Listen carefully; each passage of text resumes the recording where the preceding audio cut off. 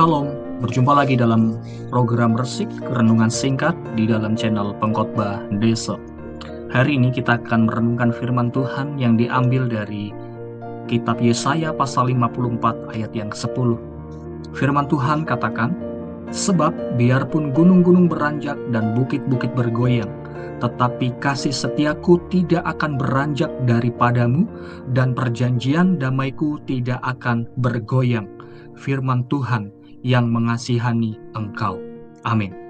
Pemirsa yang dikasihi Tuhan, renungan hari ini bertema janji setia Allah. Mungkin dari kita pernah merasa Allah diam terhadap hidup kita. Dalam perjalanan iman kita, memang akan ada masa-masa di mana kita merasa sangat jauh dari Tuhan. Terutama ketika kita jatuh ke dalam dosa-dosa tertentu dan tidak segera berbalik atau bertobat, maka relasi kita dengan Tuhan akan rusak. Seperti halnya bangsa Israel, mereka sering mengalami hal demikian.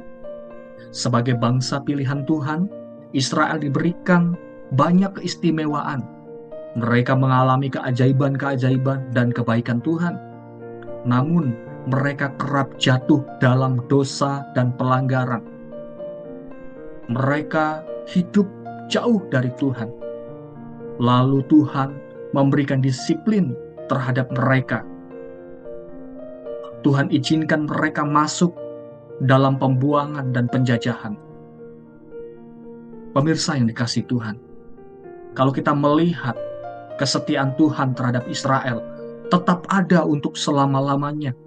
Meski Allah menghajar mereka habis-habisan akan setiap pelanggaran yang mereka lakukan, Allah tetap mengingat janjinya yang Dia ikat kepada Abraham, nenek moyang Israel itu. Begitu juga dengan hidup kita. Kita harus percaya bahwa Allah yang sama juga masih mengikat perjanjian dengan Israel rohani pada masa kini.